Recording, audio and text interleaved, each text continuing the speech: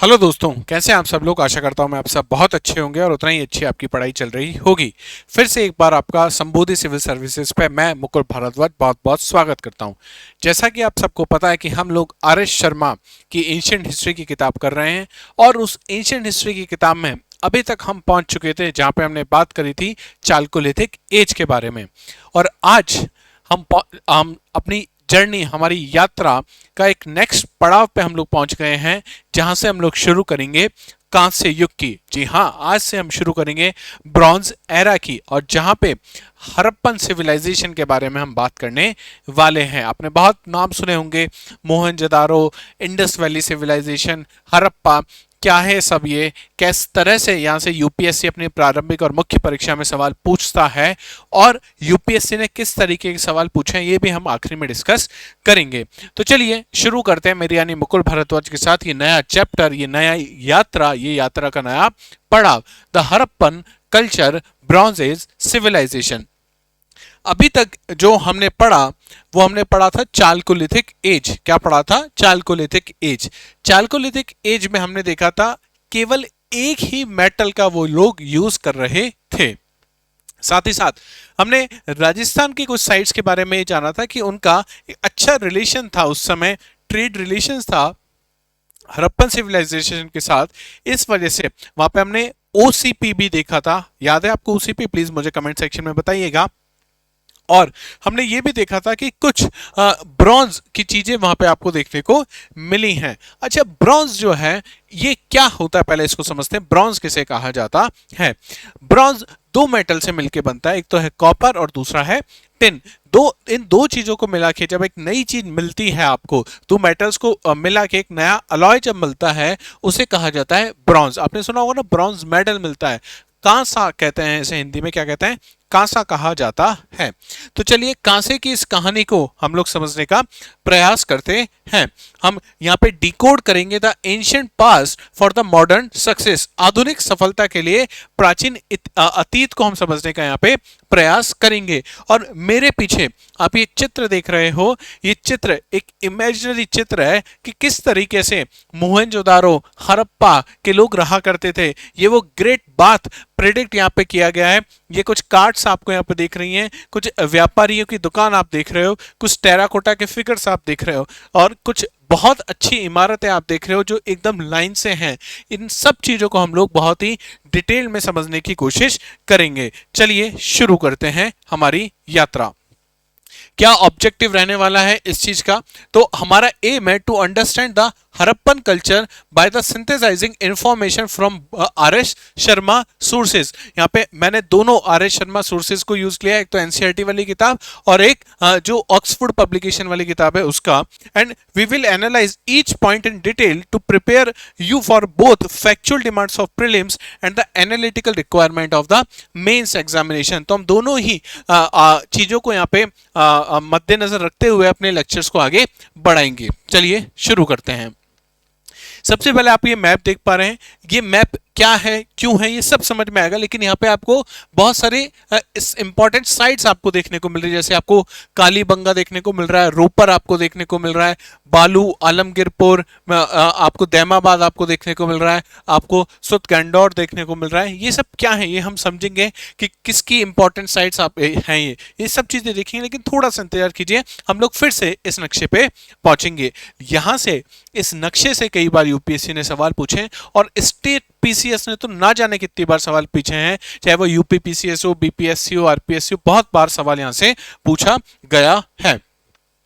सबसे पहले समझते हैं, जब हम कहते हैं इंडस वैली सिविलाइजेशन, दो तीन शब्द हैं इसमें, अगर आप ध्यान से देखो, इंडस वैली सिविलाइजेशन, इसको हम समझेंगे। और एक बड़ा लेक्चर होगा, है ना, मैं पहले ही आपसे कह रहा हूं, तो थोड़ा सा सब्र रखिएगा। हम लोग आखिरी में प्री के और मेंस के जो पीवाईक्यू हैं वो करेंगे आज।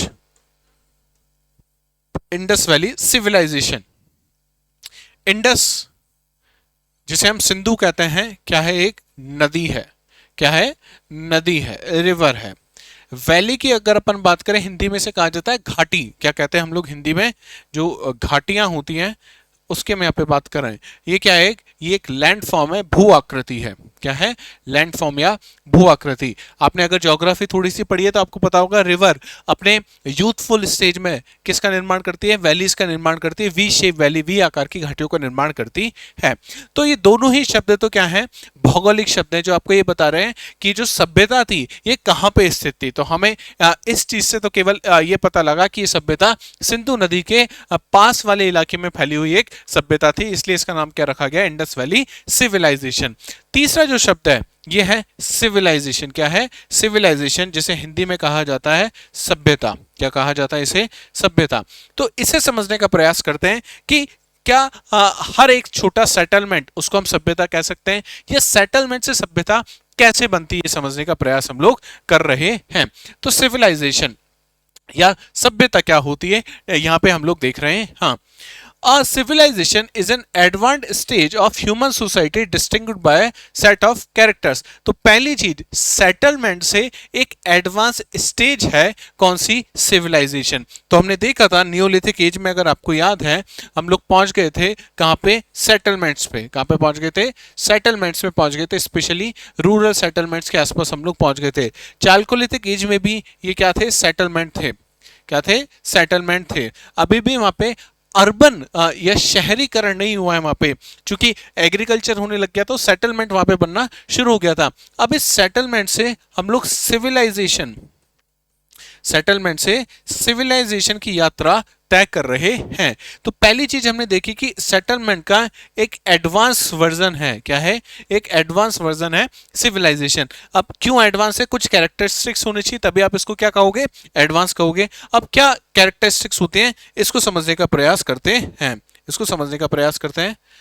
सबसे पहले की फीचर्स क्या हैं? की फीचर्स में सबसे पहले देखो अर्बनिज्म, नगरीकरण आपको देखने को मिलेगा। अब नगरीकरण इन व्हाट सेंस, किस सेंस में अर्बनाइजेशन यहाँ पे हो रहा है? तो आप पाओगे यहाँ के जो घर हैं वो पक्के घर आपको देखने को मिलेंगे, यहाँ पे चौड़ी सड़कें आपको देखने को मिल रही, यहाँ पे व्यापार होता हुआ आपको देखने को मिल रहा है। इस सेंस में हम इसे कह रहे हैं कि क्या हो रहा है? यहाँ पे नगरीकरण हो रहा है, अर्बनिज्म हो रहा है। अच्छा, आपने ये तो कह दिया साहब ट्रेड हो रहा है। अब आप एक बात बताओ कि आप क्या कर रहे हो? एग्रीकल्चर कर रहे हो। क्या कर रहे हो? एग्रीकल्चर कर रहे हो। आपको घर में जो आपके अन्न यूज होता है वो है 50 किलो, मान लेते हैं आपने अपने घर के लिए 50 किलो अन्न आपको चाहिए, लेकिन आपके खेत में इस बार जो फसल हुई वो 120 किलो अनाज की हो गई। तो अब आप क्या करोगे? तो आप उसे किसी को देने की कोशिश करोगे, कोई आपसे ले ले जिससे वो खराब ना हो। किसी के पास हो सकता है सब्जियां हो रही हो तो आप उससे क्या खरीद लोगे? सब्जी खरीद लोगे और अपना अन्न उसे दे दोगे। इसका मतलब एक ट्रेड, एक व्यापार की जो शुरुआत है वो होती हुई यहां से आपको देखने को मिलेगी। तो वो किससे शुरू हो रही है? सरप्लस एग्रीकल्चर से शुरू हो रही है, अधिशेष कृषि से हो रही है। Production of the food beyond immediate needs supporting the non farming population. इसका मतलब जिन लोगों के पास जमीन नहीं है या जिन लोगों को खेती करनी नहीं आती, अब उन लोगों के पास भी क्या है? कुछ ना कुछ काम है, वो व्यापार कर सकते हैं, वो सामान को एक जगह से दूसरी जगह ले जा सकते हैं। इसका मतलब इकोनॉमी एक्टिविटीज जो हैं वो भी आप यहां देख रहे हो चीजें बदलती हुई देखने को मिल रही हैं। तीसरी चीज, राइटिंग। चालकोलिथिक एज में मैंने आपको बताया था कि वहां से हमें कुछ भी राइटिंग एविडेंसेस नहीं मिलते, आर्कियोलॉजिकल एविडेंसेस मिलते हैं। लेकिन ये जो हड़प्पन सिविलाइजेशन है या ये जो ब्रॉन्ज एरा की जब हम बात करते हैं तो यहाँ पे हमको राइटिंग एविडेंसेस मिलते हैं। ट्रेड की हमने बात कर ली, ट्रेड होता था इंटरनली भी, मतलब इंडस वैली सिविलाइजेशन, सिंधु घाटी सभ्यता, आपस में भी जो बड़े बड़े शहर थे वो क्या क्या करते थे? व्यापार किया करते थे। इसके अलावा उस समय की जो और भी सभ्यताएं थी वहां से भी इंडस वैली सिविलाइजेशन के लोग क्या किया करते थे? ट्रेड किया करते थे, जैसे मेसोपोटामिया। क्राफ्ट और शिल्प। अब एक बात बताओ, स्टार्टिंग में जब मनुष्य की कहानी हमने देखी थी तो मनुष्य का सारा ध्यान किस चीज पे था? कि एक तो उसे खाना मिल जाए और दूसरा कि वो खुद खाना ना बन जाए, यही था उसका ध्यान। लेकिन धीमे धीमे अब आप एग्रीकल्चर करना सीख गए हो, अब आप ना केवल एग्रीकल्चर, बस सरप्लस प्रोडक्शन हो रहा है, अब आपके पास टाइम है, अब आप उस लेजर टाइम को किसमें वो जो टाइम बचा हुआ है उसमें कुछ ना कुछ तो आप करोगे, कुछ एक्टिविटीज आप करोगे। तो आप देखोगे यहाँ पे क्राफ्ट धीमे धीमे शुरू होगी, पॉटरी, अलग अलग टाइप की पॉटरीज बनना शुरू हो जाएगी। तो आप देख रहे हो craft, a variety of craft and specialisation of producing finished goods आपको यहां पे देखने को मिलेगा। अब इतनी सारी चीजें हो रही हैं, एग्रीकल्चर हो रहा है, ट्रेड हो रहा है, क्राफ्ट हो रहा है, लोग यहाँ से वहां जा रहे हैं, बाहर के लोग आपके यहाँ आ रहे हैं, तो आपको अच्छा एक एडमिनिस्ट्रेशन भी चाहिए, क्या चाहिए, अच्छी गवर्नेंस भी चाहिए। तो हम एडमिनिस्ट्रेटिव सिस्टम के बारे में भी बात करेंगे जो कहाँ पे था, इस हड़प्पन कल्चर में था। तो एक पिक्चर ये डिपिक्ट की गई है, हाँ ये ओरिजिनल कोई पिक्चर तो है नहीं उस समय की, आप समझ पा रहे हो, ये डिपिक्ट की गई पिक्चर है कि शायद इस तरीके से कुछ वहां पे होता होगा। ये उस समय का टाइम अज्यूम करके बनाई गई एक पिक्चर है कि जहाँ पे आप देख रहे हो कुछ लोग घड़ा लेके जा रहे हैं, पॉटरी लेके जा रहे हैं, कुछ लोग अपनी गाड़ियों में बैठ के आ रहे हैं, बुलेट कार्ट्स में बैठ के आ रहे हैं। यहाँ पे आप टेराकोटा फिगर्स देख रहे हो। इसके अलावा कुछ जो ताबीज जिसे कहा जाता है वो आप देख रहे हो। कुछ लोग उसको खरीद रहे हैं, कुछ लोग उसको बेच रहे हैं, और पीछे आप पूरा का पूरा गांव देख रहे हो। तो यहाँ पे आप देख रहे हो ट्रेड सेंटर ये बनता हुआ आपको नजर आ रहा है। क्या नजर आ रहा है? ट्रेड सेंटर आपको दिख रहा होगा। चलिए आगे चलते हैं। तो हमने देखा कि हड़प्पा को हम लोग क्यों सिविलाइजेशन कह रहे हैं। सबसे पहली चीज जो हमने देखी वो है अर्बनिज्म। क्या देखी हमने? अर्बनिज्म, शहरीकरण हमने यहाँ पे देखा, अर्बनिज्म। इसके अलावा हमने सरप्लस सरप्लस एग्रीकल्चर देखा। सरप्लस एग्रीकल्चर की वजह से क्या डेवलप हो रहा है? यहाँ पे ट्रेड डेवलप हो रहा है। फिर हमने देखा क्राफ्ट। क्या देखी? यहाँ की क्राफ्ट के बारे में जाना। और जो सबसे इंपॉर्टेंट चीज है वो, इतनी सब चीजें हो रही है तो क्या चाहिए यहाँ पे?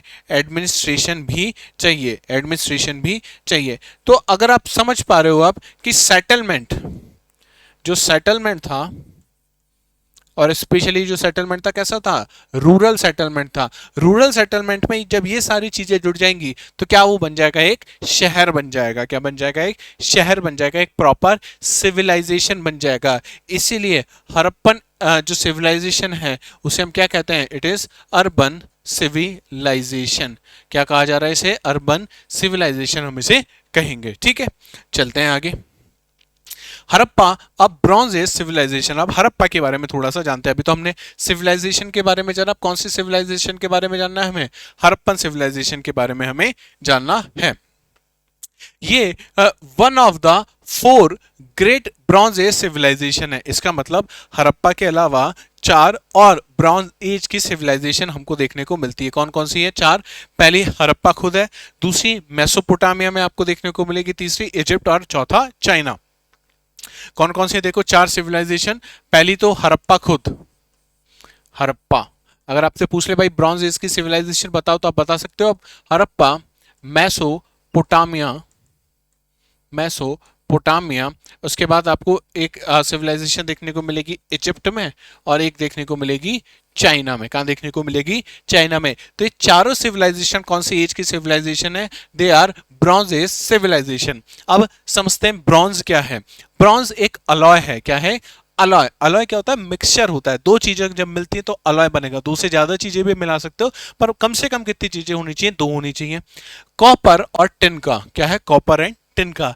इसका मतलब जब तक हम लोग हड़प्पन का सिविलाइजेशन में पहुंच रहे हैं तो वहां पे आप टेक्नोलॉजिकल एडवांसमेंट देख रहे हो। अभी तक हमें मेटलर्जी तो पता थी चालकोलिथिक एज में, लेकिन हमें सिर्फ ये पता था कि स्मेल्टिंग ऑफ कॉपर कैसे होता है। लेकिन यहाँ पे हम ये जान पाए हैं कि टिन और कॉपर को कितना मिलाना है, कैसे मिलाना है, जिससे हम क्या बना लेंगे? ब्रॉन्ज बना लेंगे।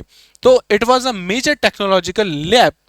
The Harappan were well equipped with its manufacture and use। तो इन लोगों को पता था कि ब्रॉन्ज का कहां पे यूज करना और इसे कैसे बनाना है।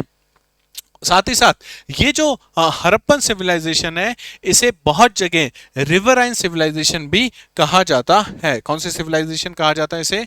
Riverine, RIVERINE, riverine civilisation.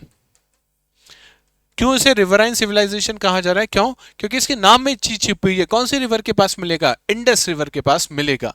Indus river के पास मिलेगा, इसलिए सिविलाइजेशन का नाम ही क्या है? Riverine civilisation.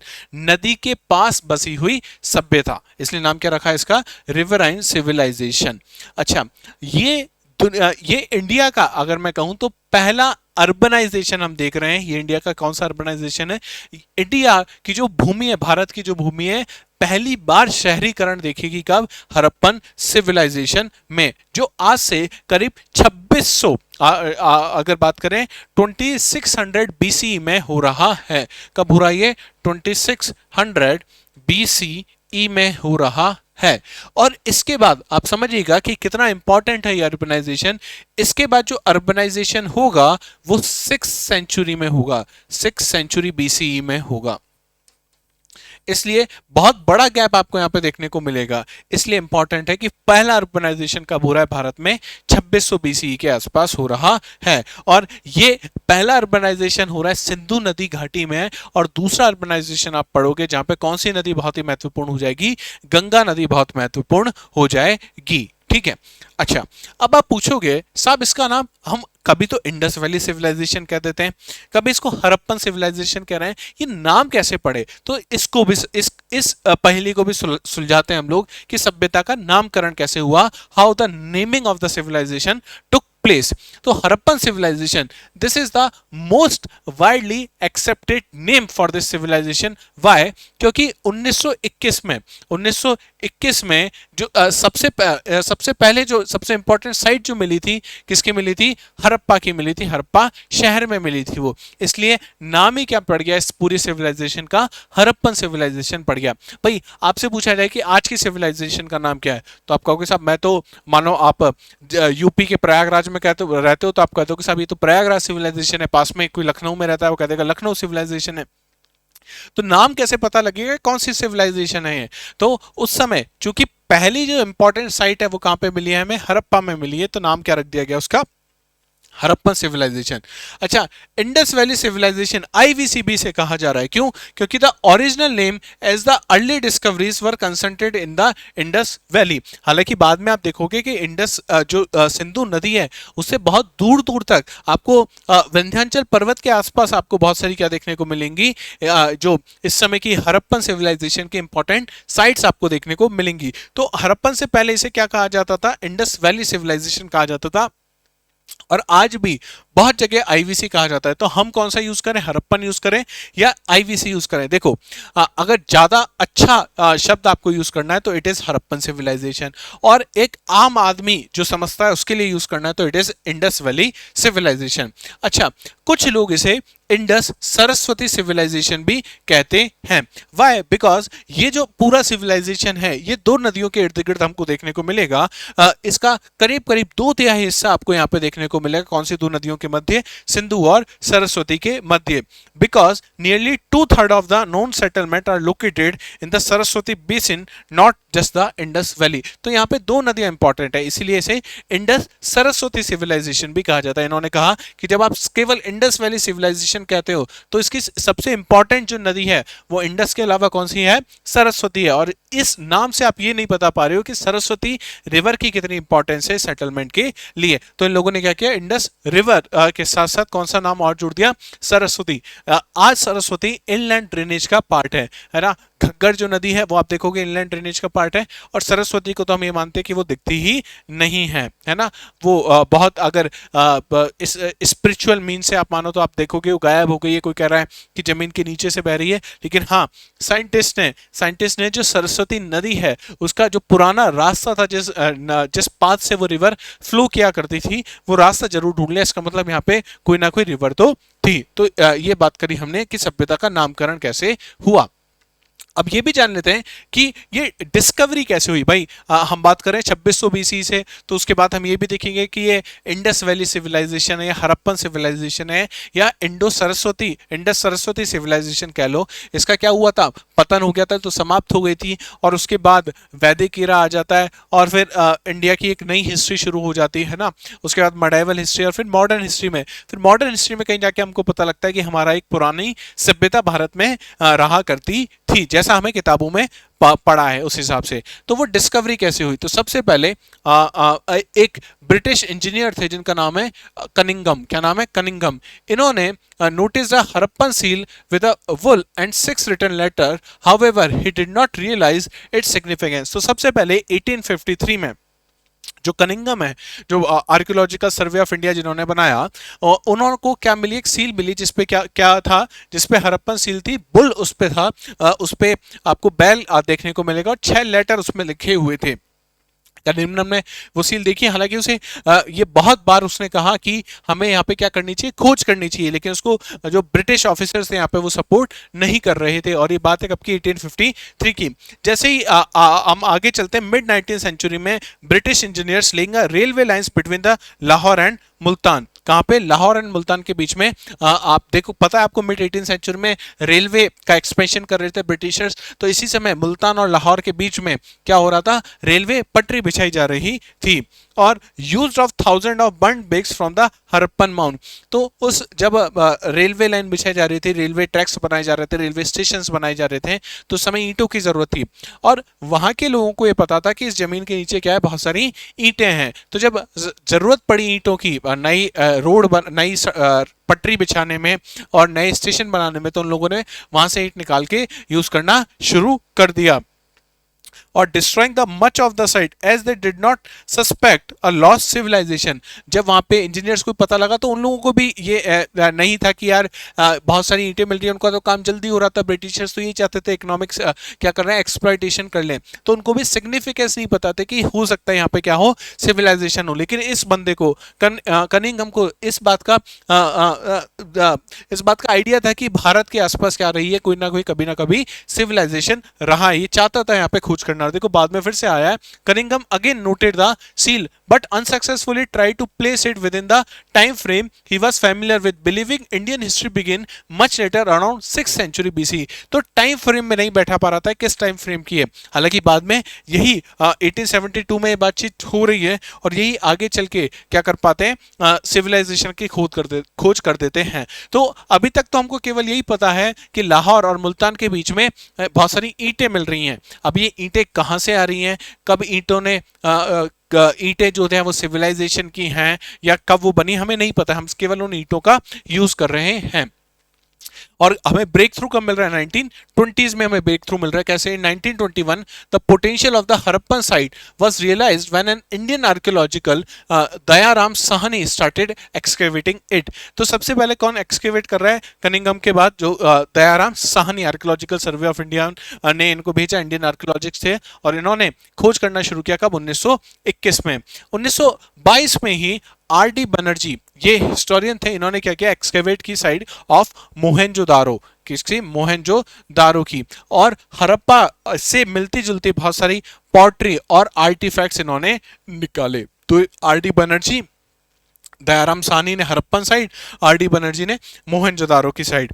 और 1924 सर जॉन मार्शल, उस समय के कौन थे, director general of archaeological survey of India, officially announce the discovery of the civilisation. तो ये ईयर हमारे लिए इंपॉर्टेंट है कि सबसे पहले हमें कब पता चला कि भाई 1921 में कुछ चीज मिली, 1922 में कुछ चीज मिली, इसके बाद इस पे स्टडी करना शुरू हुआ। 1924 में उस समय के जो डीजी थे, डायरेक्टर जनरल थे आर्कियोलॉजिकल सर्वे ऑफ इंडिया के, जॉन मार्शल साहब, इन्होंने कहा कि हाँ, भारत में कोई सभ्यता थी। क्या थी, भारत में कोई एंशिएंट सिविलाइजेशन एग्जिस्ट करता है, ये बात हमको पता चली 1924 में। Discovery push the history of the settlement life in India back by over 3000 years, filling a major gap in the historical timeline. तो अभी तक जो हम ये मान के चल रहे थे कि भारत में सभ्यता शायद बहुत बाद में पैदा हुई है, हमें नहीं पता था, बहुत सारी चीजें हमारे मस्तिष्क पटल से हटा दी गई थी, वो हमें अब पता लगने लग गई कि नहीं, भारत में जो सेटलमेंट लाइफ है वो करीब 3000 साल पहले से चल रही है,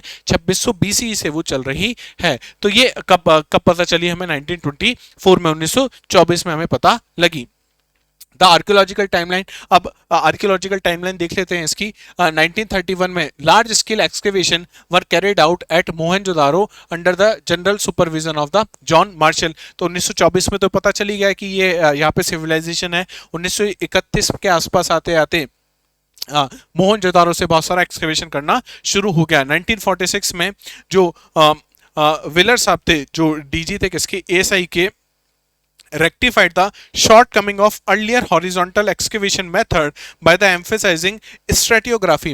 इन्होंने कहा जो अभी तक horizontal जिस तरीके से खुदाई हो रही थी उस तरीके से नहीं करेंगे, हम लोग stratigraphy में चलिए, पहले एक लेयर हटाएंगे, फिर दूसरी लेयर हटाएंगे, फिर तीसरी लेयर हटाएंगे, ताकि हम टाइम फ्रेम समझ सकें।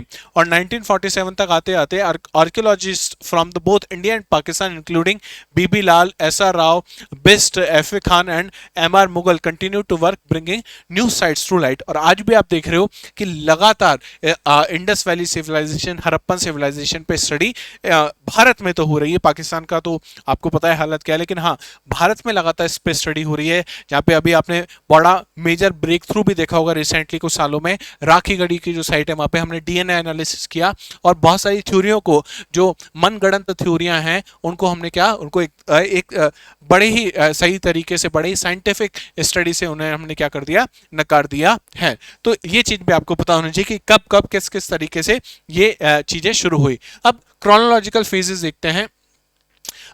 हम हड़प्पा के कुछ इंपॉर्टेंट एजेस देखेंगे। हम समझेंगे कि हड़प्पा, जिसको हम हड़प्पन सिविलाइजेशन या इंडस वैली सिविलाइजेशन कह देते हैं, वो ऐसा नहीं कि एक ही दिन में इतना बड़ा सिविलाइजेशन बन के तैयार हो गया। तो इसको हमने क्या किया, 3 फेजेस में डिवाइड कर दिया। किसको, हड़प्पन सिविलाइजेशन को। 3 फेजेस क्या हैं, early Harappan civilisation, mature Harappan और लेट हड़प्पन। तो जिसको आप और मैं जनरली ये कह देते हैं कि आईवीसी है या हड़प्पन सिविलाइजेशन है, उसको हम रेफर करते हैं किससे, मैच्योर हड़प्पन से। पहले शुरू हुआ था कौन सा, अर्ली हड़प्पन पीरियड। ये कब से कब तक था, ये 6000 से 2600 बीसी तक था। इसमें क्या हो रहा था, the formative rural phase with early farming communities. तो चालकोलिथिक एज, नियोलिथिक एज वाला जो टाइम है, उसका कुछ कुछ टाइम हम यहाँ पे लेके चलते हैं, जिसे हम क्या कहते हैं, अर्ली हड़प्पन। तो अर्ली हड़प्पन में आप देख रहे हो जो चालकोलिथिक एज में हो रहा था, अर्ली नियोलिथिक एज में हो रहा था, उस समय रूरल सेटलमेंट थे, लोग फार्मिंग कर रहे थे, लेकिन सब्सटेंसिव फार्मिंग हुआ करती थी। तो वो वाला जो पीरियड है उस समय के आसपास और उस तरीके से जैसा टाइम पीरियड, उसको हम क्या कहते हैं, अर्ली हड़प्पन कहते हैं। दूसरा सबसे इंपॉर्टेंट जो है वो है मैच्योर हड़प्पन। ये कब से कब तक था, 2600 से लेके 1900 बीसी तक था। इसमें आपको तो urban peak phase of the civilisation देखने को मिलेगा।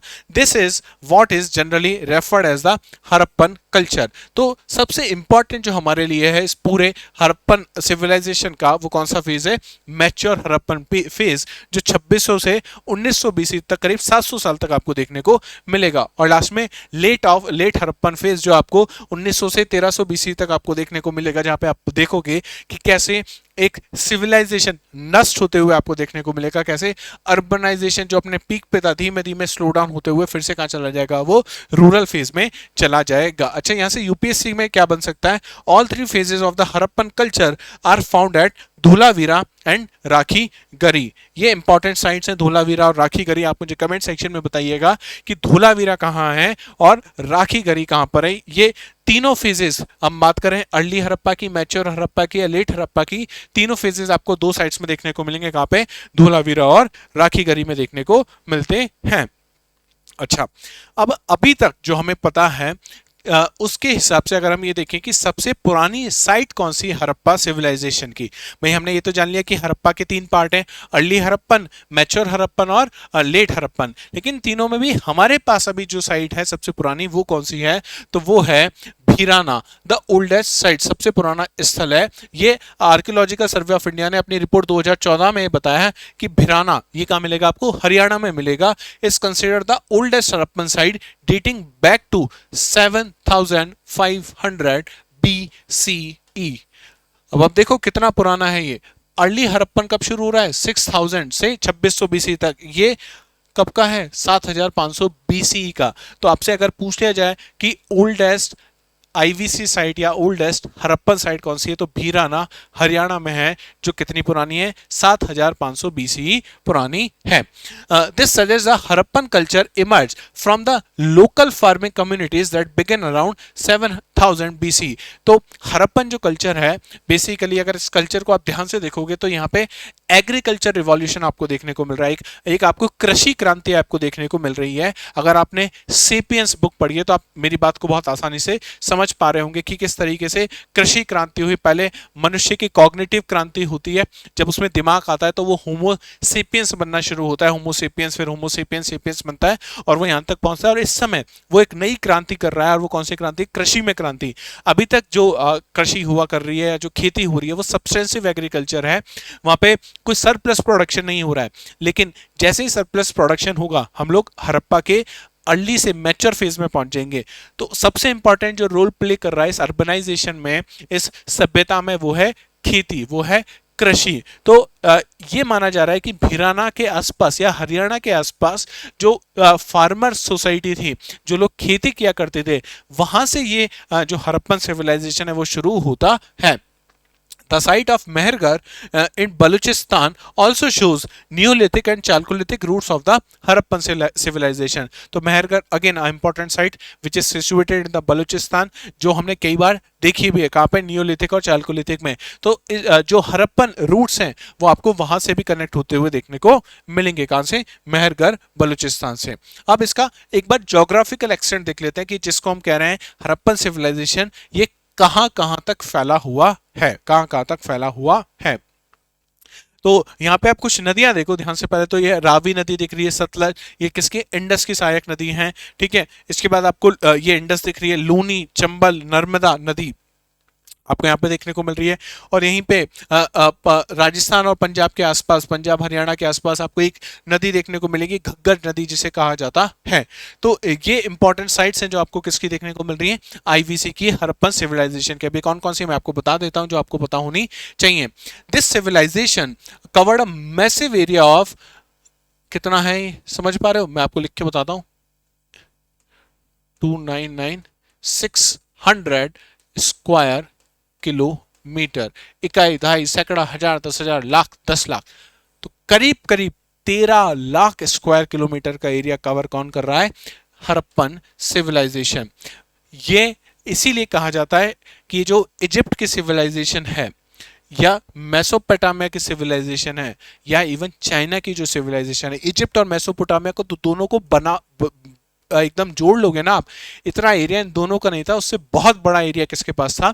हड़प्पन सिविलाइजेशन के पास था।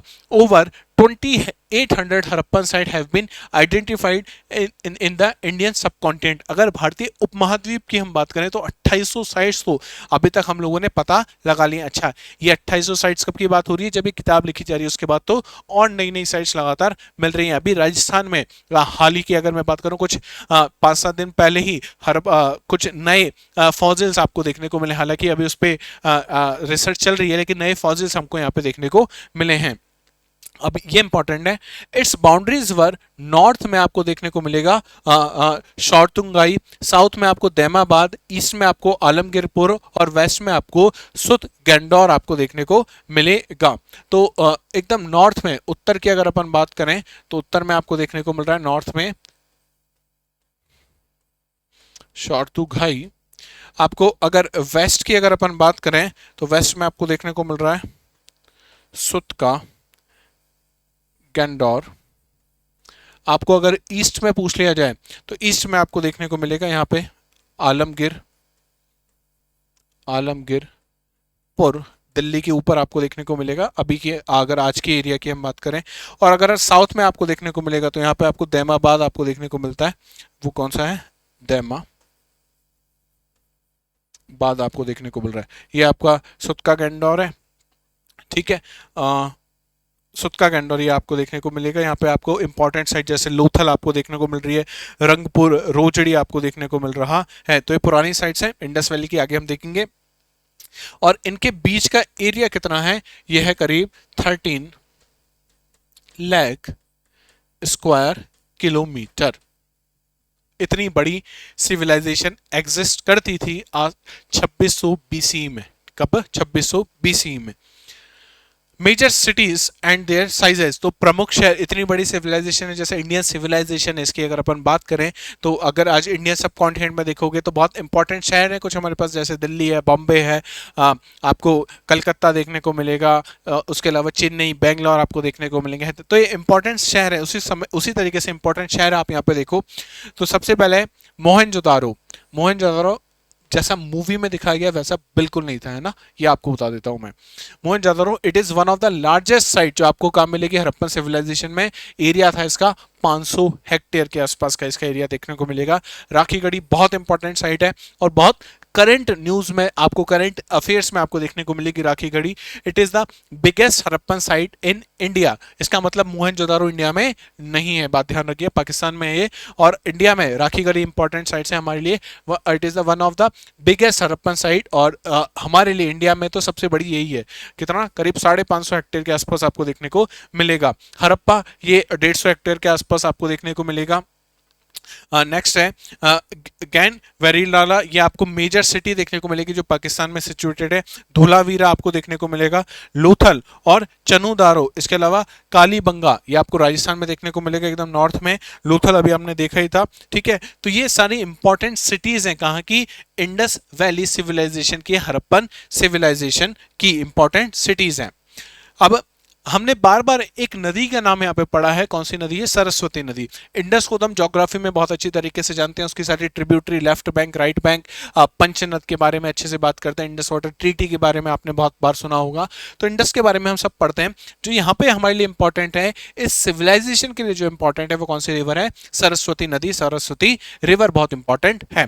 Saraswati river originated in the Himalayas and flows between the Indus and Ganga river. आज अगर आप गंगा और इंडस के बीच में देखोगे तो मेजर रिवर है, लेकिन वो गंगा की ट्रिब्यूटरी जिसे यमुना कहा जाता है ना। यमुना आपको इंडस और गंगा के बीच में देखने को मिलेगी। लेकिन हम बात कर रहे हैं गंगा और इंडस के बीच में एक और नया एक अलग से रिवर सिस्टम हुआ करता था, इसका नाम है सरस्वती।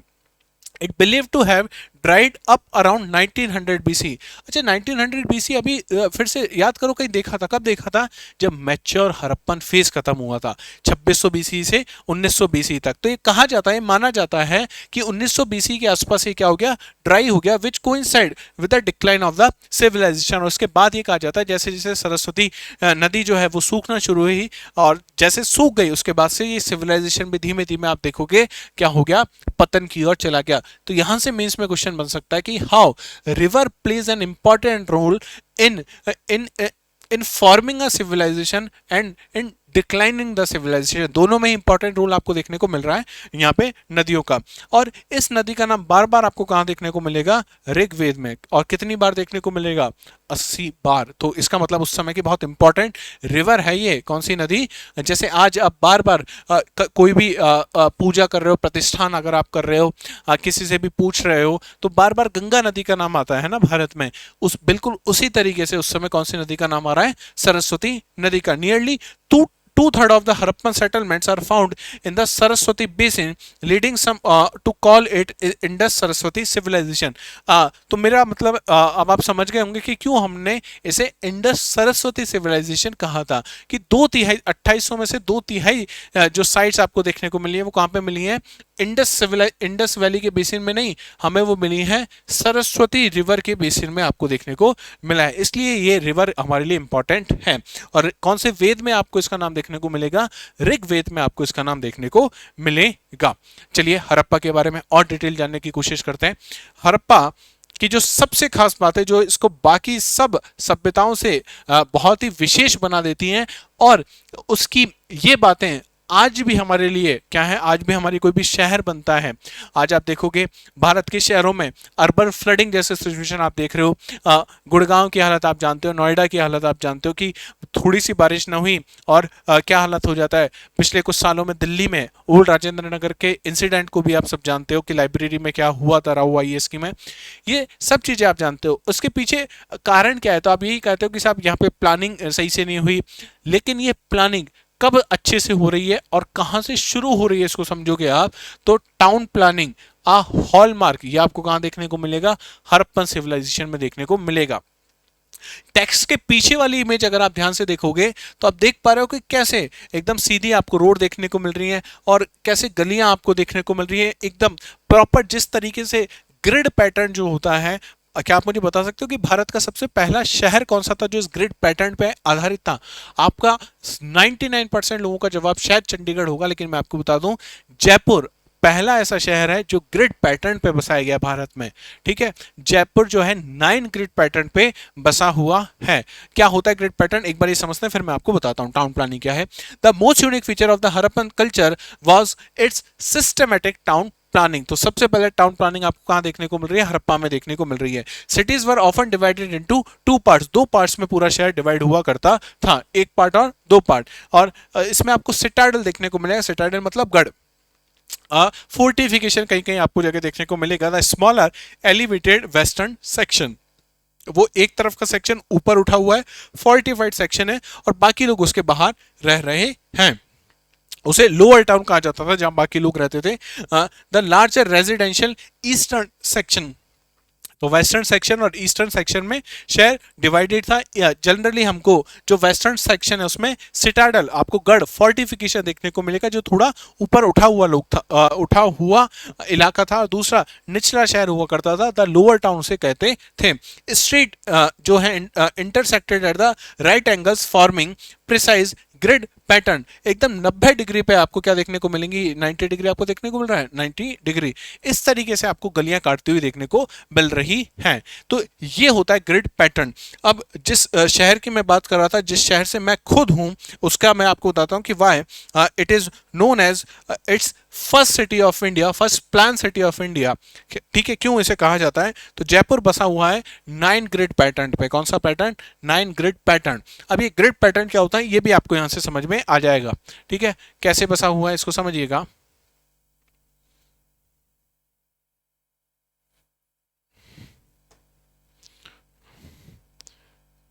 ये जयपुर का area, sorry,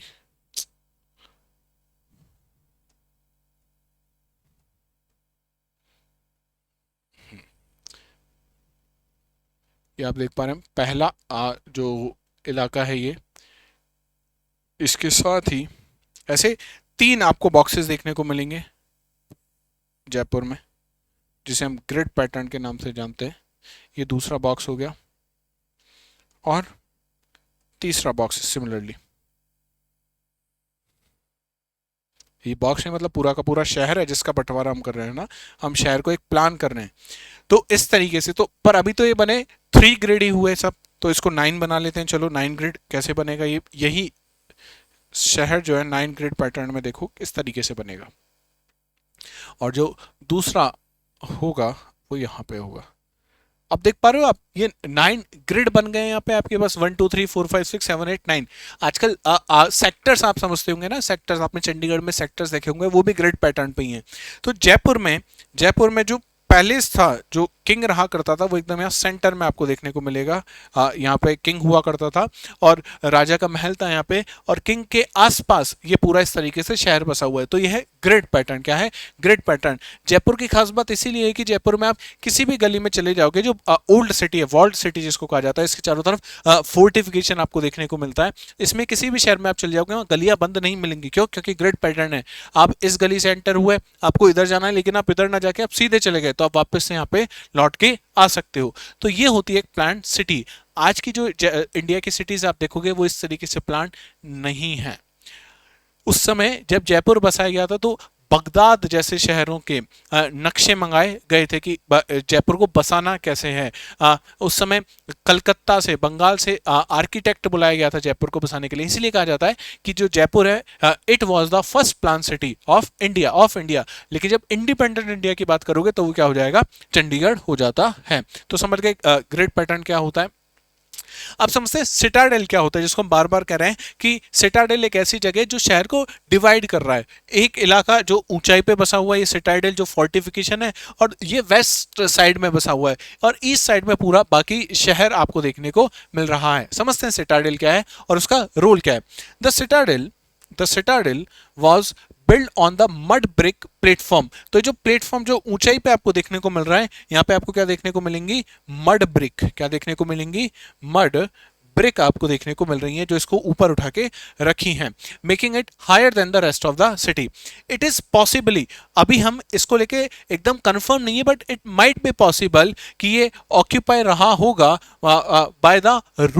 by the ruling class. तो यहाँ पे शायद चूंकि ऊपर उठा हुआ इलाका है, तो जैसे आज भी आप कहीं पे भी जाओगे और कोई लीडर बैठा है तो लीडर कुछ ऊंचाई पे आपको देखने को मिलेगा। अगर आप प्राइम मिनिस्टर की किसी मीटिंग में, तो प्राइम मिनिस्टर की जो चेयर है सबसे ऊंची आपको देखने को मिलेगी, बाकी सबकी कुर्सी थोड़ी नीचे होती है। इसका मतलब ये जो ऊपर उठा हुआ इलाका है, यहाँ पे कौन लोग रहा करते होंगे? शायद शायद रूलिंग क्लास के लोग, रूलिंग क्लास के लोग यहाँ पे रहा करते थे। ठीक है। It house special public building like the great bath and the granaries. तो ये जो बीच में आपको देखने को मिल रही है ग्रेनरीज है, हम लोग आगे पढ़ेंगे ग्रेनरीज क्या, अन्नागार कहते हैं इसको, जहाँ पे ग्रेन्स को स्टोर किया जाता है, अन्न को स्टोर किया जाता है। और इस तरीके के ग्रेट बाथ आपको यहाँ पे देखने को मिले हैं। These monuments symbolize the ruler's ability to mobilize labor and resources, indicating a strong central authority. इसका मतलब उस समय एक ऐसा एडमिनिस्ट्रेटिव रूलर रहा होगा, शायद यहाँ पे एक ऐसी एडमिनिस्ट्रेटिव या रूलिंग क्लास रही होगी जिसने मोबिलाइज किया हुआ है सारे लोगों को कि सिटाडेल में हम लोग रहेंगे और बाकी लोग कहाँ रहेंगे, इससे बाहर रहेंगे।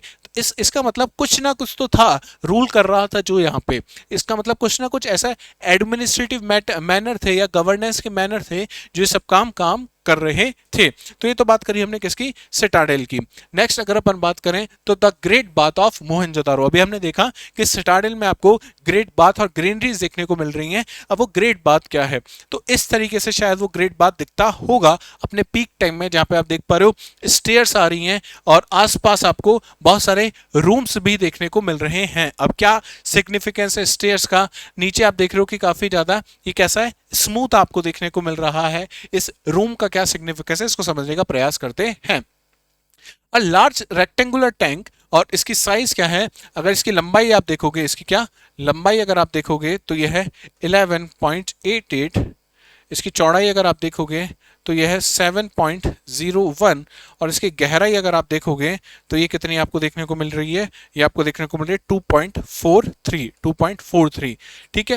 ये वाटर टाइट है। वाटर टाइट मतलब इसमें ऊपर पानी अगर डालोगे तो नीचे से सीपेज नहीं होगा, ऐसा नहीं है कि पानी कुछ दिनों बाद सूख जाएगा। तो इसके लिए इसके बेस पे क्या लगाया गया है, तो इसके बेस पे आप देखोगे यहाँ पे आपको देखने को मिलेगा its floor was made up of burnt bricks. तो पहले तो आपको बर्न्ट ब्रिक्स, आपको पक्की ईंटें आपको देखने को मिलेंगी यहाँ पे, BURNT, burnt bricks, burnt bricks आपको देखने को मिलेगी। और जिप्सम मोर्टर जो इनको क्या रखा हुआ है, जोड़े हुआ है, वो आपको देखने को मिलेगा। अब अच्छा, ये तो समझ में आ गया किस तरीके से बना हुआ है, कैसा दिखता है, रेक्टेंगुलर साइज का है, कितनी गहराई है, सीढ़ियों से उतरते होंगे। लेकिन ये काम क्या आता होगा, क्या ये स्विमिंग पूल था उस समय का या कुछ और था? It was likely intended for the ritual bathing. आज भी आप देखोगे जैसे आप रामेश्वरम आप जाओगे तो रामेश्वरम जाते हैं तो लोग पहले स्नान करते हैं, नहाते हैं और उसके बाद ज्योतिर्लिंग के दर्शन करते हैं। ठीक है। तो शायद उस तरीके से कोई रिचुअल प्रैक्टिस थी यहाँ पे, जहां पे लोग यहाँ पे नहाया करते होंगे। A practice that is deeply rooted in Indian religion ceremony. आज भी आप देखोगे कि हमारे बहुत सारे, स्पेशली अगर आप दक्षिण भारत के मंदिरों को देखोगे तो उसमें आपको क्या देखने को मिलेगा, पॉन्ड देखने को मिलता है, तालाब देखने को मिलता है, एक ऐसा टैंक आपको देखने को मिलता है जहां पानी भरा रहता है। तो शायद वो प्रैक्टिस आज भी इंडिया में लगातार प्रिविलेंट आपको देखने को मिलेगी। तो ये है वो ग्रेट बाथ। और यहाँ पे जो छोटे छोटे कमरे हैं, शायद उसी बात को प्रेडिक्ट कर रहे हैं कि यहाँ पे या तो चेंजिंग रूम हुआ करते थे या प्रीस्ट के घर हुआ करते थे। ये सारी चीजें यहाँ पे प्रेडिक्ट की जा रही हैं। नेक्स्ट अगर देखोगे तो ग्रेनरीज की अगर अपन बात करें, अन्नागार। अच्छा, हमको ये तो पता लग गया कि सरप्लस प्रोडक्शन हो रहा है एग्रीकल्चर का। अच्छा, एग्रीकल्चर का प्रोडक्शन हो रहा है तो स्टोरेज भी तो करना पड़ेगा उसका। स्टोरेज क्या करोगे, तो स्टोरेज के लिए आपके पास क्या होती थी, ग्रेनरीज हुआ करती थी, अन्नागार हुआ करते थे। Large granaries were found in Mohenjodaro, Harappa and Kalibanga. Harappa में क्या मिला है, there were 2 rows of 6 granaries, 1 2 3 4 5 6 granaries के आपको ऐसी 2 रोज आपको देखने को मिली हैं, with combined floor sphere of 838 square kilometre के आसपास का एरिया इन्होंने घेरा हुआ है। तो मोहनजोदारो में, हड़प्पा में और कालीबंगा में हमको ग्रेनरीज मिली हैं। अब इनका क्या काम था, फंक्शंस क्या था, this suggest a system of state control and centralise storage of agriculture surplus. तो जो भी एग्रीकल्चर सरप्लस होता था वो शायद वहां का जो रूलिंग क्लास है वो उसको क्या रखता था, स्टोर करके रखता था, ताकि आगे आने वाले डिजास्टर में वो काम में लिए जा सके। The store cereals were probably use for the paying wages और फॉर द क्राइसिस मैनेजमेंट। हो सकता है वो एक टैक्स के रूप में वसूले जाते हो, और जो लोग राजा के लिए काम करते हो या राज कार्य में जो हो या गवर्नमेंट जो एम्प्लॉय हो उनके वेजेस देने के काम में आते हो, या डिजास्टर या क्राइसिस मैनेजमेंट में वो काम में आते हो। तो आप यहाँ देख रहे हो कि अन्न आ रहा है और ग्रेनरीज में भरा जा रहा है। ये एकदम जमीन पे नहीं हुआ करते थे, जमीन से ऊंचाई पे आपको देखने को मिलेंगे। ये सब चीजें इनके क्या किस तरीके से बने थे सब हम लोग आर्ट एंड कल्चर में देखेंगे, क्या साइज थी, किस किस जगह होल थे, वो सब चीजें हम लोग कहाँ पढ़ेंगे, आर्ट एंड कल्चर में। अभी एंशिएंट हिस्ट्री पढ़ रहे हैं तो हिस्ट्री के पॉइंट ऑफ व्यू से समझने का प्रयास करते हैं। सिटाडेल समझा, सिटाडेल में ग्रेट बाथ समझा, ग्रेट बाथ के अलावा ग्रेनरी समझी। सिटाडेल के अलावा शहर का दूसरा हिस्सा जिसको हम क्या कहते थे, द लोअर टाउन, जो निचला शहर। तो आप देख रहे हो ये टाउन जो है वो सिटाडेल पे बसा हुआ नहीं है, ये हाई एलिवेटेड प्लेटफॉर्म पे बसा हुआ नहीं है। और ये this was the larger and lower part of the city located on the eastern side. तो ज्यादा लोग कहां पे रहा करते थे, इस लोअर टाउन में रहा करते थे। It contained brick houses which were occupied by the common people। तो आप देख रहे हो ईंटों से बने हुए घर आपको यहाँ पे देखने को मिल रहे हैं, और कॉमन लॉग जो किसी रूलिंग सोसाइटी को बिलोंग नहीं करते, शायद वो लोग यहाँ पे रहा करते थे। The layout followed a grid pattern with road cutting across one another at right angle। तो आप देख रहे हो कि रोड जो है राइट एंगल पे कट रही है और ग्रिड पैटर्न पे ये बसा हुआ शहर था। इसका मतलब न केवल सिटाडेल प्लान था बल्कि लोअर टाउन भी कैसा बनाया हुआ था, प्लांट सिटी थी वो। ऐसा नहीं कि कोई भी कहीं पे भी घर बना रहा है जैसा उसका मन कर रहा है, ऐसा नहीं था। अच्छा, घर की अगर अपन बात करें तो ये भी समझ लेते हैं कि उस समय के घर कैसे थे और कैसी प्राइवेसी उनमें आपको देखने को मिलती है। तो houses were typically centred on a courtyard आंगन विद रूम्स ऑल साइड। तो यहाँ पे आप देख रहे हो ये कोर्टयार्ड है और रूम इसके चारों तरफ आपको देखने को मिल रहे हैं। तो एक आंगन जिसको आप कहते हैं वो आपको देखने को मिल रहा है जनरली। इसके अलावा अ notable feature was concern for the privacy. Windows were absent in the walls along the ground level. तो ग्राउंड लेवल पे आप देख रहे हो कि कोई भी आपको क्या देखने को नहीं मिलेगी, विंडो आपको देखने को नहीं मिल रही है। ग्राउंड लेवल पे कोई विंडो आपको देखने को नहीं मिल रही है, इसका मतलब बाहर के लोग आपको नहीं देख पाएंगे। The main entrance did not give a direct view of the interior of the courtyard. जैसे आप मेन गेट से एंटर करोगे तो आपको डायरेक्टली कोर्टयार्ड का व्यू देखने को नहीं मिल रहा है। ये आपका मेन गेट और कोर्टयार्ड यहाँ पर है, तो आपको डायरेक्टली कोर्टयार्ड में क्या चल रहा है क्या नहीं चल रहा है वो आपको देखने को नहीं मिलेगा। इसका मतलब प्राइवेसी का काफी अच्छा खासा ध्यान यहाँ पे रखा गया था। ठीक है। द एडवांस ड्रेनेज सिस्टम, जो इस सभ्यता को मैं कहूं आज भी जो हमारी मॉडर्न सिटीज है उसमें प्रॉब्लम है, लेकिन हड़प्पा सिविलाइजेशन में ये प्रॉब्लम नहीं थी। क्या? ड्रेनेज सिस्टम की। आज गुड़गांव में जो पानी भर रहा है, दिल्ली में जो पानी भर रहा है, वैसी प्रॉब्लम कहाँ नहीं थी, वो हड़प्पन सिविलाइजेशन में ही थी। ये आप देख रहे हो कुछ ऐसी चीज जो गड्ढा है और उसके आपको क्या देखने को मिल रहे हैं, उस पर ढकने वाली कोई चीज आपको यहाँ पे देखने को मिल रही है। ये पूरा कनेक्टेड है। सोचो किस तरीके से कनेक्टेड है कि पानी आएगा यहाँ से, पानी आएगा और ये पूरा बाहर शहर के चला जाएगा। कितना अच्छा ड्रेनेज सिस्टम है, पूरा कवर्ड है। किस कवर्ड है, और मैन होल्स भी हैं। अगर कुछ दिक्कत हो जाती है मैन होल्स के थ्रू आप इसको क्लीन भी कर सकते हो। तो ये the drainage system was unique and highly advance for its time. Every houses has its own bathroom and house drains were connected to the street drains। इसका मतलब ये इस घर से आ रहा है, आपके पड़ोसी वाले घर से आप देख रहे हो दूसरा ड्रेन, तीसरा ड्रेन, लगातार आपको ड्रेन आपको देखने को मिल रहे हैं। Drain were covered with bricks or stone slabs and manholes were provided for the cleaning. तो ये आपको मैनहोल्स देखने को मिल रहे हैं, किसके लिए आप इसमें एंटर कर सकते हो, क्लीनिंग के लिए। और पूरा कैसा है आपके पास ड्रेनेज जो है आपका कैसा है, कवर है। इवन जो घर से आने वाला ड्रेनेज है वो भी आपको कैसा देखने को मिल रहा है, कवर देखने को मिल रहा है। No other bronze age civilisation paid so much attention to health and cleanliness. तो यहाँ पे आप हाइजीन देख पा रहे हो, कितना जबरदस्त हाइजीन रहा होगा इन लोगों को। इनको पता था कि ये जो गंदा पानी है, ये जो पानी बहेगा यहाँ पे, इससे बीमारियां हो सकती है जो हमारे हेल्थ के लिए अच्छी नहीं है। लेकिन ये आज ना तो हमारे नेताओं को पता है ये चीज, ना हम लोगों को ये पता है ऐसी चीज। तो जैसी प्रजा है वैसा ही राजा होगा। जब हमें ही नहीं पता तो हमारे राजा को कैसे पता होगा। लेकिन इन लोगों के पास इतना दिमाग था, इतनी इंटेलिजेंस थी कि इन लोगों को पता है कि हमारा ड्रेन कैसा होना चाहिए, कवर होना चाहिए। नेक्स्ट चलते हैं। अब बार बार ये बात हो रही है कि ईंटों से बनी हुई चीजें, ईंटों से बनी हुई चीजें, तो यहाँ पे ईंटों में कैसी प्रकार की एक रूपता देखने को मिल रही है, यूनिफॉर्मिटी आपको देखने को मिलती है, उसकी चर्चा भी कर लेते हैं। तो जितने भी ईंट आपको देखने को मिलेगी उनका फिक्स रेशियो हमें मिला है 1:2:4, मतलब ये गहराई, इसकी ऊंचाई, ये इसकी चौड़ाई 2 रेशो में, और इसकी जो लंबाई है इसका रेशियो क्या है, 4 है। तो 4:2 और 1 के रेशियो में हमको इस तरह से ब्रिक्स देखने को मिली हैं। The extensive use of burned bricks, मतलब पक्की ईंटों का प्रयोग यहाँ पे किया जा रहा है। उसी समय की अगर अपन बात करें इजिप्ट में, वहां पे ड्राइड ब्रिक्स वर प्राइमरली यूज, वहां पे पक्की ईंटें नहीं है, बर्न्ड ईंटें नहीं है। ऐसा नहीं कि किसी, जैसे आज आप देखो कि ईंटों को भट्टी में जलाया जाता है ना, उनको पकाया जाता है इससे वो मजबूत हो जाए, लेकिन इजिप्ट में इस तरीके की ईंट यूज नहीं हो रही है, वो केवल कैसी हैं, ड्राइड ब्रिक्स हैं। This uniformity suggests a strong central authority that enforce building standard and high degree of economic organization. इसका मतलब उस समय जो प्लानिंग कमीशन है वो अच्छे तरीके से काम कर रहा है। उसने इस बात पे भी नज़र रखी हुई है कि घरों में जो ईंटें यूज में होंगी उसकी साइज क्या है, जिससे यूनिफॉर्मिटी रहे। इसका मतलब आप समझ रहे हो कि एडमिनिस्ट्रेशन इन लोगों का कितना अच्छा रहा होगा। हम लोग क्या करते हैं, इंडस वैली सिविलाइजेशन को बस एक इस नजर से पढ़ लेते हैं कि कौन सी इंपॉर्टेंट साइट से वहां से क्या मिला, और वो जो प्री में कैसे सवाल आएगा। लेकिन आईवीसी या हड़प्पा सिविलाइजेशन उससे बहुत बड़ी चीज है।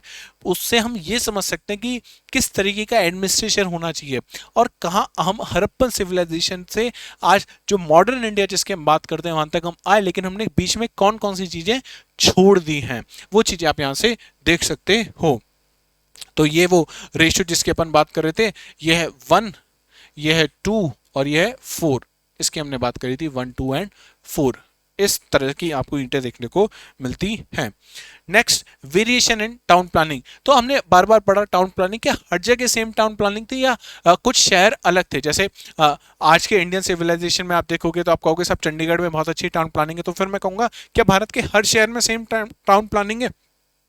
तो आप देखोगे कुछ शहर ऐसे हैं जहां के टाउन प्लानिंग बाकी सब जगह से अलग है। पहला जो चन्हूदारो है, it was the only Harappan city without a Citadel. तो यहाँ पे आपको कोई वो हाईली एलिवेटेड जो लैंड है वो आपको देखने को नहीं मिलेगी, कोई फोर्टिफाइड एरिया आपको देखने को नहीं मिलेगा।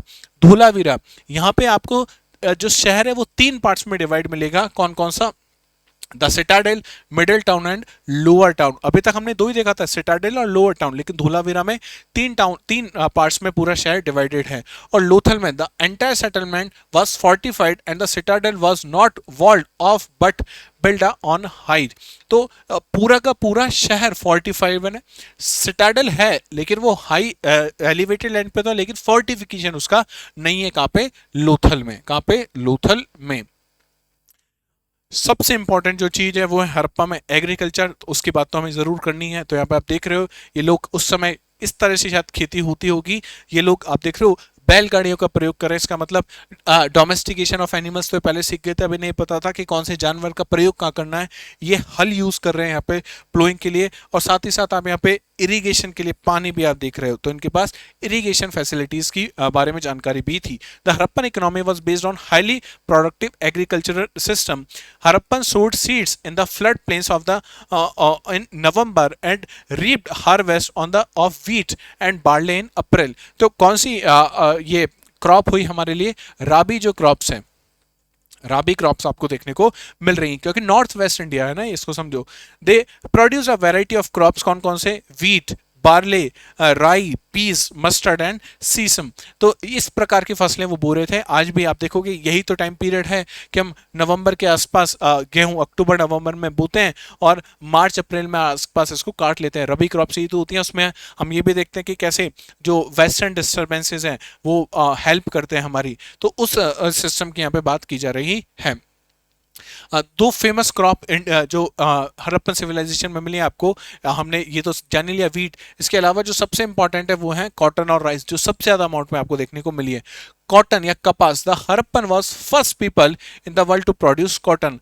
इससे पहले कभी कॉटन प्रोड्यूस नहीं हुआ। आप सोचो कि हमारे इन लोगों को ये पता था कॉटन प्रोड्यूस कैसे करनी है, कॉटन से कपड़ा कैसे निकालना है, और फिर ये लोग क्या पहन रहे हैं, देखो सूती कपड़े इन लोगों ने पहने हुए हैं। तो देख रहे हो ये कॉटन के प्लांट्स आप यहाँ पे देख पा रहे हो, और ये राइस आप देख पा रहे हो। Greeks later called the eastern area, जो ग्रीक लोग थे वो सिंदों कहा जाता था। क्या कहा जाता था, मैं इंग्लिश में लिख के आपको बताता हूँ, SINDON। ठीक है, कपास को वो लोग कहा करते थे। और फिर हिंडो एच, वो सै जब नहीं बोलते थे तो उसको एच प्रोड्यूस करते थे, है ना, तो हिंडॉन हो जाता था वो। इसके अलावा rice, evidences of the rice cultivation was found at Lothal and Rangpur.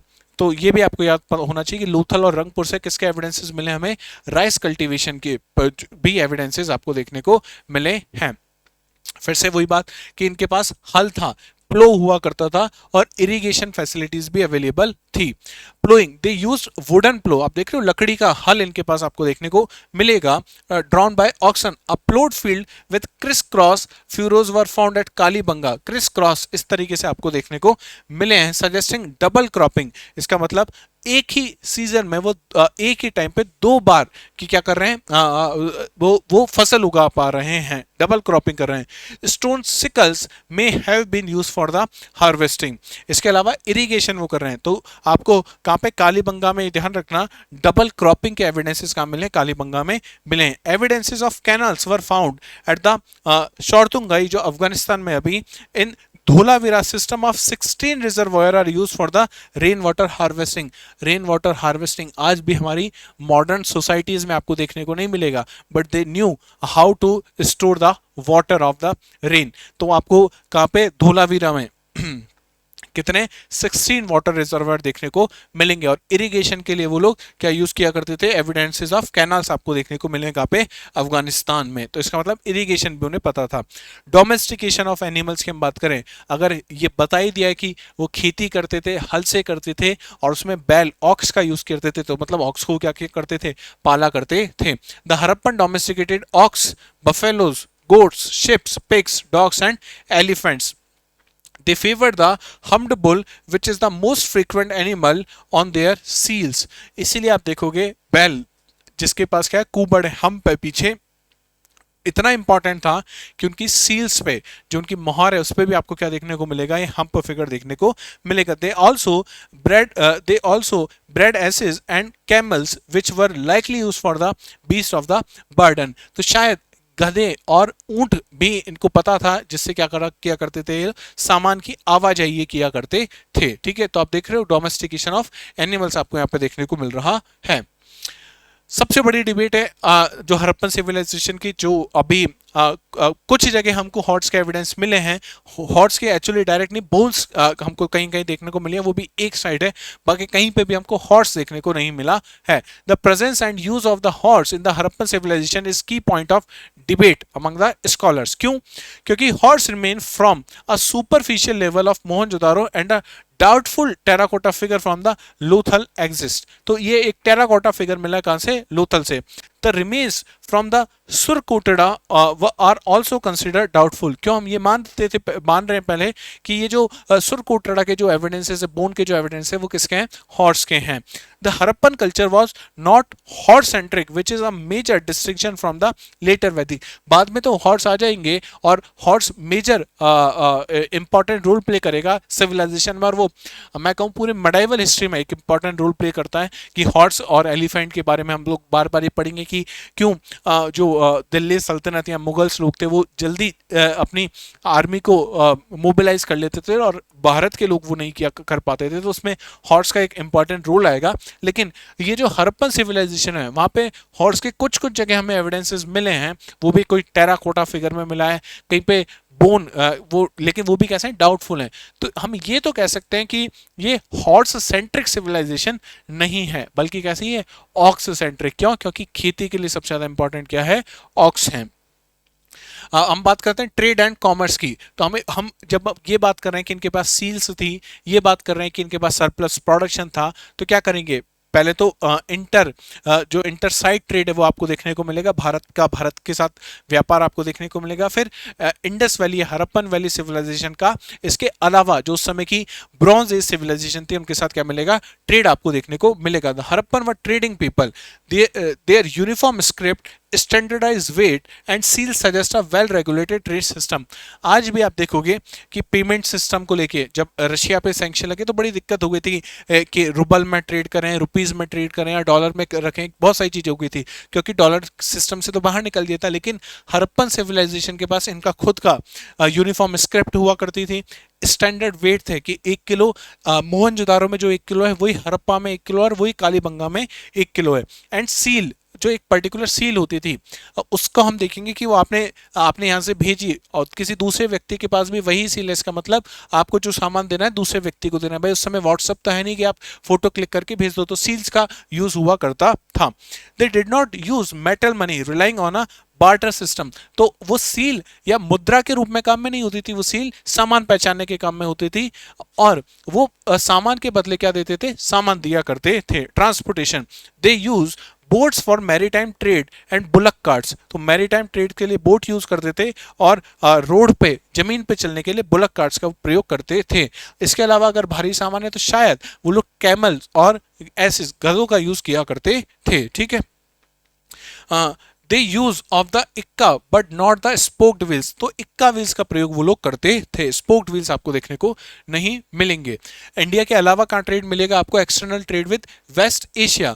Harappan has extension long distance trade with West Asia. Mesopotamia के साथ हमारा ट्रेड आपको देखने को मिल रहा है और आपको Mesopotamia records from around 2350 BC refer to trade relations with Meluhha. और मेलुहा का मतलब क्या है, वहां पे इंडस रीजन की हम लोग बात कर रहे हैं।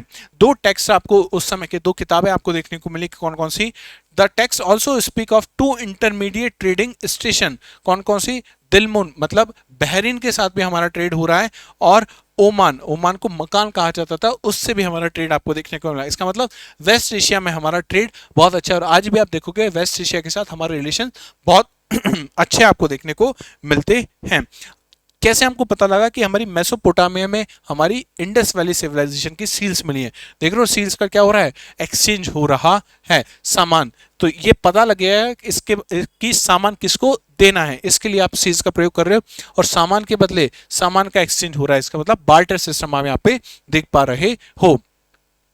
अच्छा, यहाँ पे ट्रेड हो रहा है तो और यहाँ पे ब्रॉन्ज बनाया जा रहा था, इसका मतलब बहुत सारी कच्चा माल आपको खरीदना पड़ेगा। कच्चा माल या रॉ मटेरियल कहाँ से खरीदते थे हम लोग, कॉपर अगर आपको लेना है तो खेतरी राजस्थान में आपको देखने को मिल जाएगा। इसके अलावा ओमान, मकान से हम लोग क्या लेके आते थे, कॉपर लेके आया करते थे। टिन खरीदना है तो अफगानिस्तान में होता था, अफगानिस्तान से टिन हमारे पास आ जाता था, लेकिन कम मात्रा में टिन था। तो जो ब्रॉन्ज है उस समय की काफी महंगी शायद क्या रहती थी, काफी महंगी मेटल रहा करती होगी। सोना फ्रॉम कर्नाटक और अफगानिस्तान से, कर्नाटक आप सबको पता है KGF आपने सुना होगा, और अफगानिस्तान से क्या आ रहा है, वहां पे सोना आ रहा है। लापिस लाजुली, इससे क्या बनती थी, सील्स बना करती थी, ये कहां से आ रही है, अफगानिस्तान से आ रही है। और शॉर्टुग है, बार बार नाम आ रहा है, इस साइड का नाम याद रखिएगा। तो यहां से क्या हो रहा है, कच्चा माल हम लोग खरीद रहे हैं। इसके अलावा बाकी लोग क्या कर रहे हैं, ट्रेड करना है तो केवल इन्हीं चीजों का नहीं होगा, आप शिल्प क्राफ्ट भी बनाओगे। क्राफ्ट कैसे बन रही थी, देखो मेटल क्राफ्ट आपने देखा, मेटल क्राफ्ट किसकी, ब्रॉन्ज की आपको देखने को मिलेंगी। However contain smaller percentage of tin due to scarcity, tin बहुत कम होगा। कॉपर, क्योंकि हमारे खुद का प्रोडक्शन था कॉपर का, तो खेतरी से जितना निकालना निकाल लो, कॉपर मिलता था। टिन अफगानिस्तान से मंगाना पड़ता था, इसलिए टिन कम यूज होता था किसमें, ब्रॉन्ज में। इसके अलावा टेक्सटाइल, तो कॉटन टेक्सटाइल आपको देखने को मिलेगी, कॉटन हमने सबसे पहले बनाया, तो टेक्सटाइल भी आपको यहाँ पे देखने को मिलती है। बीड मेकिंग, ये बहुत इंपॉर्टेंट है, हम क्या बना रहे थे उस समय, बीड बनाया करते थे। कहाँ पे मिलेगा आपको, चन्हूदारो में। And Lothal were important centre for producing beads from the semi precious stones से आप क्या बनाते थे उस समय, बीड्स बनाया करते थे। तो आप देख रहे हो ये मेटलर्जी आप यहाँ पे देख पा रहे हो, कॉपर और टिन को मिलाया जा रहा है और क्या बनाया जा रहा है, ब्रॉन्ज बनाया जा रहा है। ठीक है, किस तरीके के उन्होंने आर्टिफैक्ट्स बनाए, क्राफ्ट बनाए, उसको भी जानते हैं। The art of Harappan people though not abundant is refined and showed high level of technical skills आपको देखने को मिलेंगी। जैसे आपको सील्स देखने को मिलेगी, ब्रोंज और स्टोन के स्टैचू आपको देखने को मिलेंगे, टेराकोटा फिगर्स आपको देखने को मिलेंगी। तो ये देखो आप, ये स्टोन आपको कैसा टूल है, ये मेटल से बना हुआ एक आपको दिख रही है फिगर, ये स्टोन से बना हुआ आपको फिगर देखने को मिल रहा है। इस बास में आपको टेराकोटा फिगर्स आपको देखने को मिल रहे हैं, जिसमें आपको सील्स देखने को मिल रही हैं, ये टेराकोटा फिगर्स आपको देखने को मिल रहे हैं। हालांकि ये जो बनाई गई है, जो आपको दिखाने की कोशिश की जा रही है, ये वो डांसिंग गर्ल है जहाँ पे बताई जा रही है, जो मेटल से बनी हुई है। और ये जो आपको दिखाया जा रहा है प्रीस्ट किंग का जो स्टैचू है, उसको डिपिक्ट करने की यहाँ पे कोशिश की गई है ना। तो ये चीज आपको देखने को मिलती है। डांसिंग गर्ल जो अभी हम देख रहे थे, डांसिंग गर्ल की जो फोटो है, अब देखो डांसिंग गर्ल में आप में से बहुत सारे लोग ये कहेंगे साहब हमको ये बताओ कि कौन सी वो मुद्रा में खड़ी है, तो वो सब चीजें हम लोग पढ़ेंगे, लेकिन आर्ट एंड कल्चर में पढ़ेंगे। अभी हम केवल एंशिएंट हिस्ट्री पे फोकस करते हुए चल रहे हैं। नर्तकी की मूर्ति द डांसिंग गर्ल का statue, 4 inch bronze statue of a woman dancer found at Mohenjodaro. तो पहली चीज तो कहां मिली है, मोहनजोदारो। कितनी बड़ी है, 4 इंच की। याद करनी है कितना इंच की, नहीं याद करनी है, ठीक है। Technique, it was made by using the sophisticated lost wax technique. ये सबसे इंपॉर्टेंट है, ये देख पा रहे हो, ये जो टेक्निक है ना, ये जो डाला जा रहा है मेटल, ये टेक्निक है लॉस्ट वैक्स टेक्निक। क्या होती है लॉस्ट वैक्स टेक्निक? तो पहले एक मोल्ड बनाया जाता है, किससे?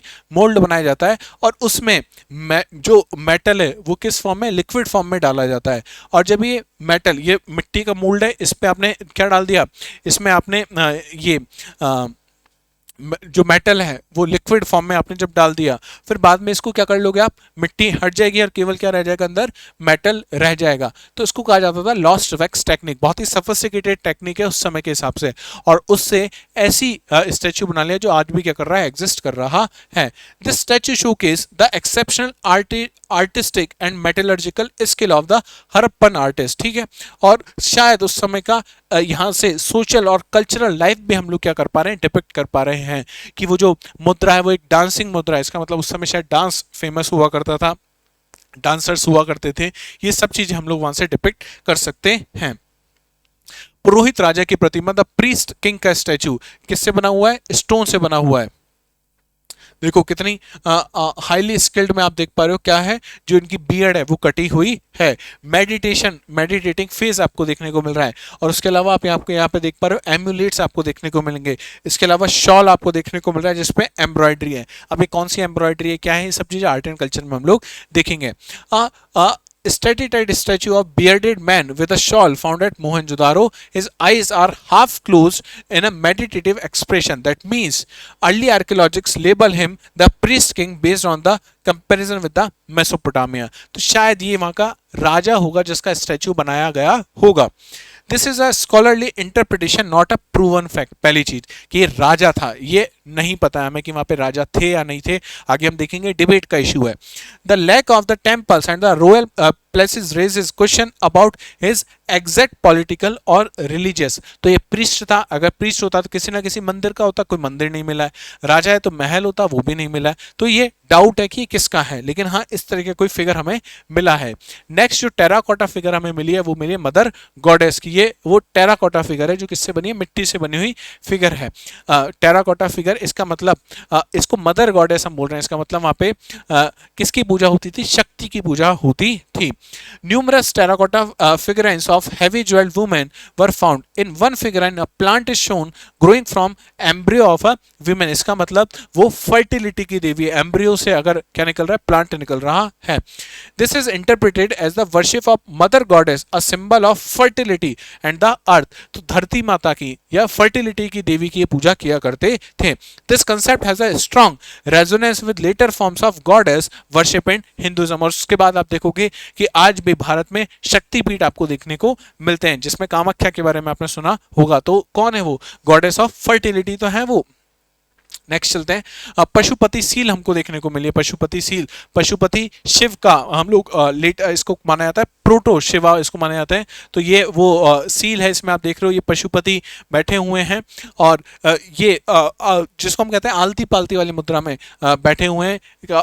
तो इसका मतलब उनको योग भी पता था कि किस तरीके से बैठना है। और यहाँ पे आप देखोगे बहुत सारे एनिमल्स के आपको एनिमल्स के फिगर्स भी आपको देखने को मिलेंगे और कुछ चीजें भी यहाँ पे लिखी हुई हैं। अब ये चीजें क्या लिखी हुई हैं ये तो अभी तक हम लोग डिसाइफर नहीं कर पाए, क्योंकि हड़प्पन जो स्क्रिप्ट है वो अभी तक डिसाइफर नहीं हो पाई है। A seal from Mohenjodaro depicting a figure with 3 horned faces seated in yogic posture surrounded by the animals. That means इसका मतलब क्या है?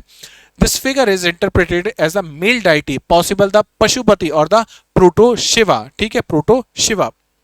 साथ ही साथ हमें ये भी पता लग रहा है कि उस समय सील्स पे एनिमल्स है, मतलब एनिमल्स इंपॉर्टेंट रोल प्ले कर रहे हैं। और बाद में हिंदुइज्म में आप देखोगे एनिमल्स कितना इंपॉर्टेंट रोल प्ले कर रहे हैं आज भी। इसके अलावा अदर रिलीजियस बिलीफ, तो वहां पे आपको लिंग पूजा या फैलस वर्शिप आपको देखने को मिलेगी। ठीक है, इसके अलावा नेचर वर्शिप आपको देखने को मिलेगी कि वो हम्ड बुल की पूजा किया करते थे।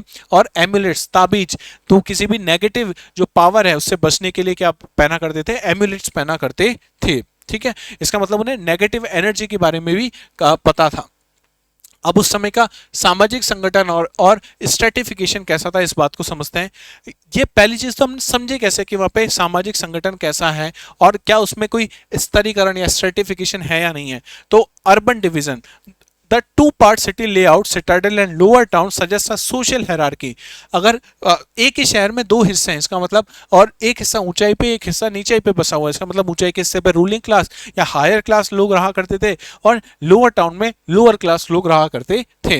हाउसेज, हाउस की साइज अगर अब बात की जाए, और from one houses of the and large house homes, तो ये हमको बता रहा है कि जो बड़े घर हैं वो शायद बड़े लोगों के होते थे, छोटे घर जो लेबर्स के हुआ करते होंगे।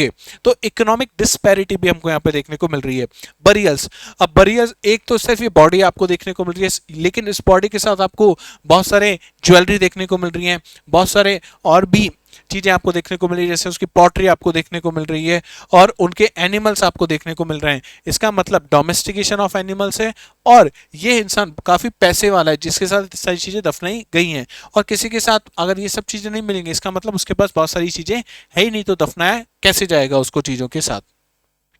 हड़प्पन स्क्रिप्ट की अगर अपन बात करें तो ये देख पा रहे हो कैसी स्क्रिप्ट है, पिक्टोग्राफिक स्क्रिप्ट है। इसको अभी तक हम लोग पढ़ नहीं पाए हैं। The script is pictographic and remains undeciphered. It was written from right to left, right to left लिखी जाती है। आज हम कैसे लिखते हैं? आज हम लेफ्ट टू राइट लिखते हैं, लेकिन ये कैसे लिखी जा रही है? राइट टू लेफ्ट लिखी जा रही है। The script has around 400 science and, और आज की स्क्रिप्ट जो है हमारी कितनी है? EBCD की बात करें 24 आपके पास आपको देखने को मिलते हैं क्या? Science. It has been found on seals, pottery and massive signboard at Dholavira.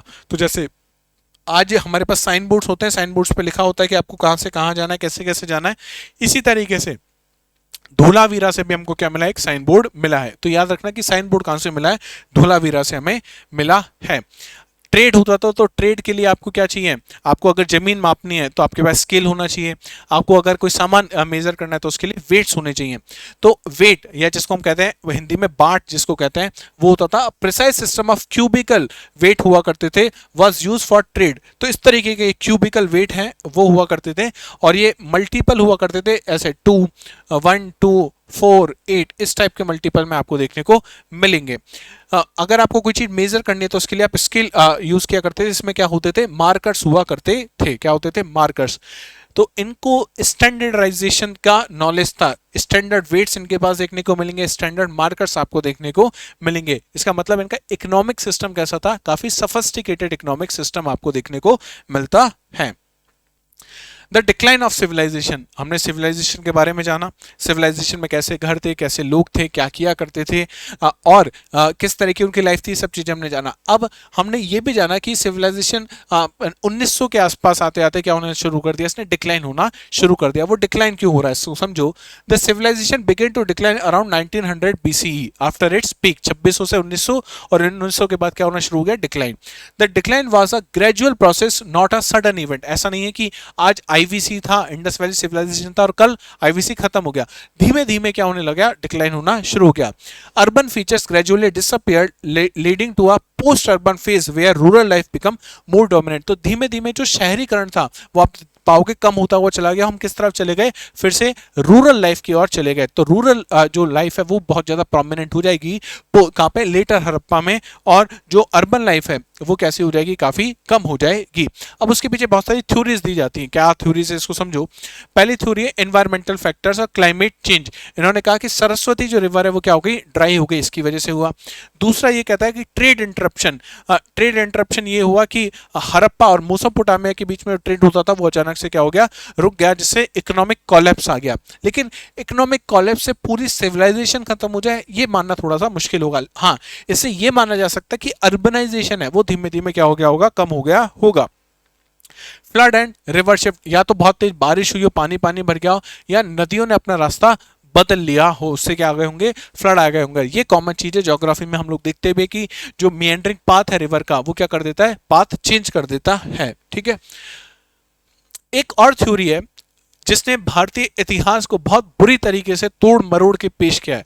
तो ये मैक्स मूलर साहब हैं, देखो ये व्हीलर साहब हैं सॉरी, और एक मैक्स मूलर साहब हैं। इन लोगों ने इस तरह की एक थ्योरी दी कि आर्यन लोगों ने क्या किया, अटैक किया और किसको खत्म कर दिया, इंडस वैली सिविलाइजेशन के कल्चर को खत्म कर दिया। ये थ्योरी अपने आप में बहुत ही अजीब थ्योरी है। कोई ऐसा इंसान जो कहाँ बैठा है, यूरोप में बैठा हुआ है, वो भारत का इतिहास बिना भारत के आए हुए, बिना भारत को जाने हुए वो इतिहास लिख रहा है। तो इसी तरह की वो थ्योरीज देखिएगा। ये थ्योरी कैसी है, गलत थ्योरी है। इसीलिए कैसी थ्योरी मानी गई है, खंडित थ्योरी है, द डिस्क्रेडिटेड थ्योरी है। इसको नहीं माना जाता है ना, रिजेक्शन है। मॉडर्न व्यू यही है कि ये थ्योरी कैसी है, रिजेक्टेड है। क्यों रिजेक्टेड है, वो स्टडी, जो नई स्टडी उसने हमें बताया। क्या स्टडी है इसको समझो।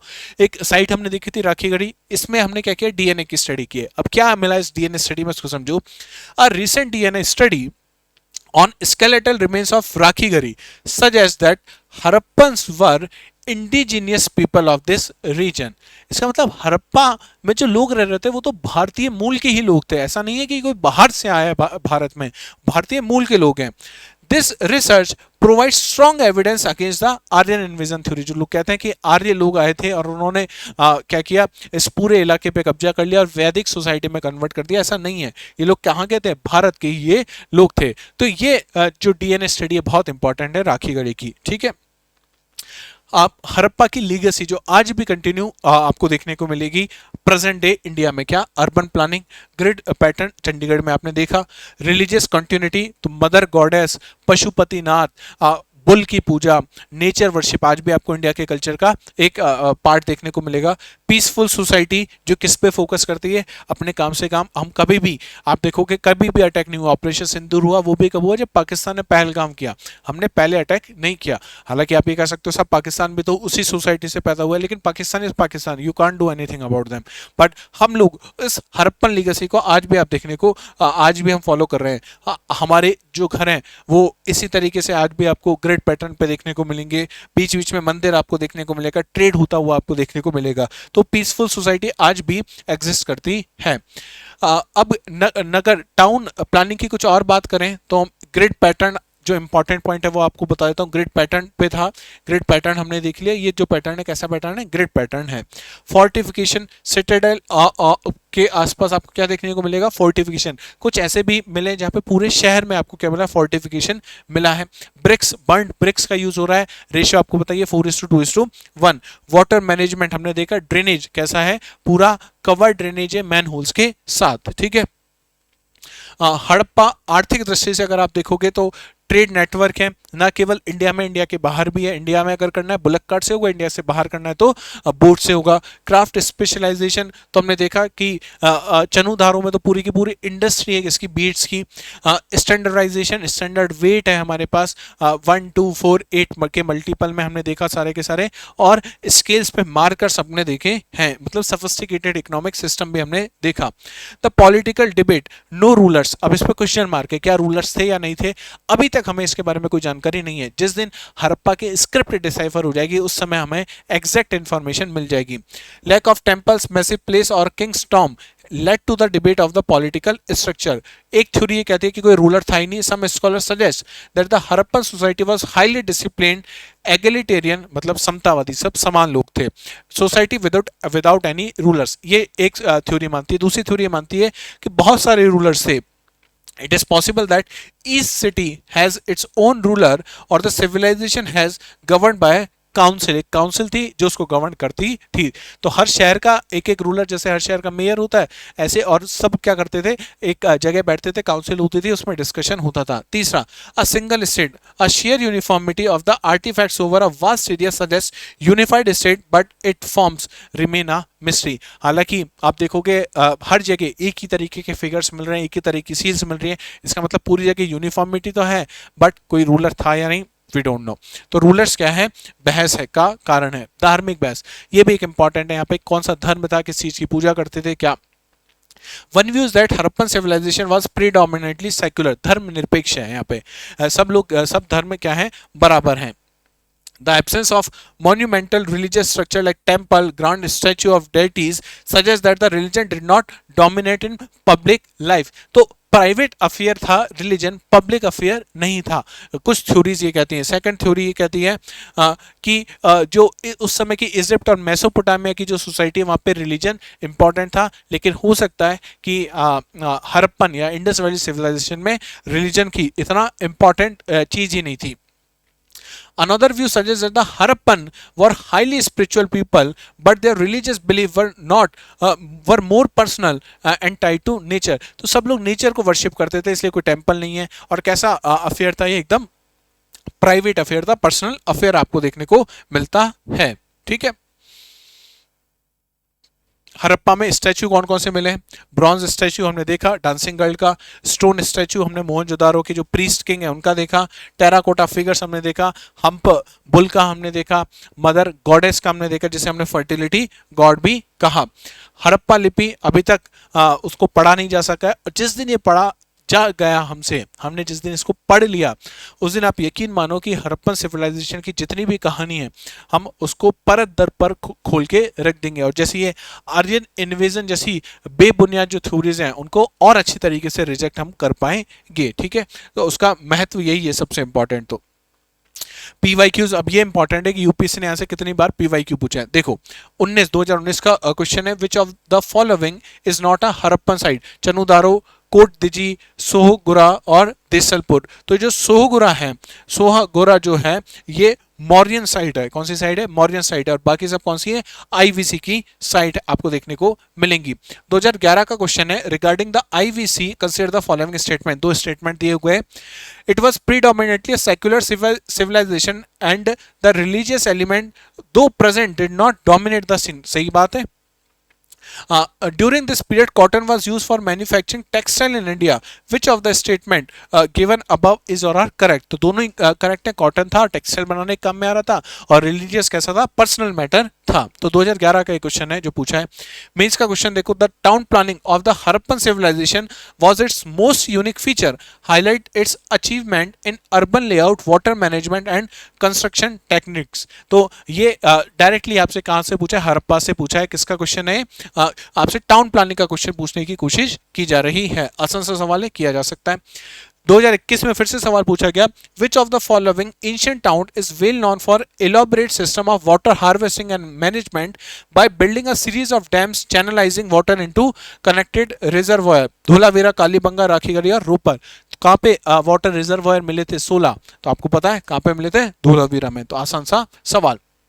2020 का सवाल, which of the following statement about the Harappan script is not correct? It is about 400 signs, क्या बात सही है? It has written from right to left, क्या ये बात सही है? It has been found on bone roads and jewelries. It referred to people. It refers to the people of Meluha. तो ये बात हमने देखा था मेलुहा के बारे में, लेकिन मेलुहा इंडस हड़प्पा वाले लोगों को कहा जा रहा था, कहाँ पे, मेसोपोटामिया के लोगों द्वारा। ठीक है, ये बात ध्यान रखिएगा।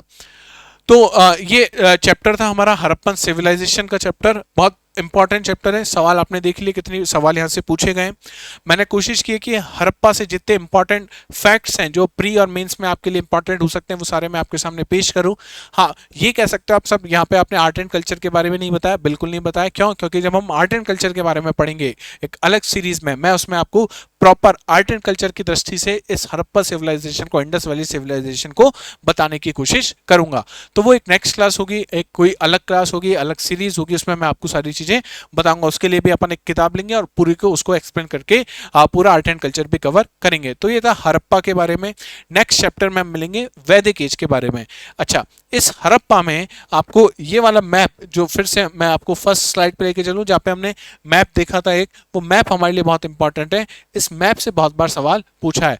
अब आपको पता है कि हड़प्पा क्या है, अब आपको पता है मोहनजोदारो क्या है, अब आपको ये जो बालाकोट है ये कहाँ पर है, बालाकोट इंपॉर्टेंट है, अभी आपको पता होगा क्या किया था, सर्जिकल स्ट्राइक जो हुई थी, कालीबंगा आपको पता है, आलमगीरपुर आपको पता है, राखी गढ़ी जिस साइड की हमने बार बार बात की, लोथल को आपको पता है। तो ये सब साइट्स अब आप अच्छे से देख सकते हो इसमें, ये इंपॉर्टेंट मैप है। तो इस की जो पीडीएफ है वो आपको पता है कि संबोधि जो एजुटेक है उसके जो टेलीग्राम चैनल है उस पर आपको मिल जाएगी, वहां से आप डाउनलोड कर लीजिएगा। तो नेक्स्ट क्लास में मिलेंगे नेक्स्ट चैप्टर के साथ, तब तक अपना ध्यान रखिएगा। और अगर सेशन अच्छा लग रहा है तो लाइक, शेयर और चैनल को सब्सक्राइब करना ना भूलें। और साथ ही साथ कमेंट सेक्शन में बताते रहें कि सेशन कैसा है, कौन सी और चीज़ें इसमें इंक्लूड की जानी चाहिए। आप सबकी डिमांड आ रही है, टेलीग्राम पे भी मैंने देखा कि एनसीईआरटी ने ज्योग्राफी को लेके, तो ज्योग्राफी वाली सीरीज पे हम लोग काम कर रहे हैं, एक आध दिन में वो फाइनल हो जाएगी और फिर आपको ज्योग्राफी की सीरीज भी देखने को मिल जाएगी एंशिएंट हिस्ट्री के साथ। साथ ही साथ जियो पॉलिटिक्स के कुछ इंपॉर्टेंट इश्यूज आपको देखने को मिल ही रहे हैं संबोधि के चैनल पे। इसी तरीके से आपको बहुत सारी और चीज़ें मिलती रहेंगी, आप बने रहिए बस चैनल के साथ। जितने लोग मुझे देख रहे हैं कोशिश कीजिए आप सब्सक्राइब करें चैनल को, शेयर करें बाकी सब लोगों के साथ। जब वो देखा जाता है एनालिसिस, तो मुश्किल से 2 या 3% लोग ऐसे होते हैं जो सब्सक्राइब किए हुए हैं चैनल को। बाकी जितने भी लोग हैं 95% लोग से भी ज़्यादा वो चैनल को सब्सक्राइब नहीं कर रहे हैं। तो कोशिश करें यार चैनल को सब्सक्राइब करें और अपने बाकी सब दोस्तों के साथ भी चैनल को शेयर करें। तो मिलते हैं नेक्स्ट क्लास में, तब तक अपना ध्यान रखिए। जय हिंद, जय भारत।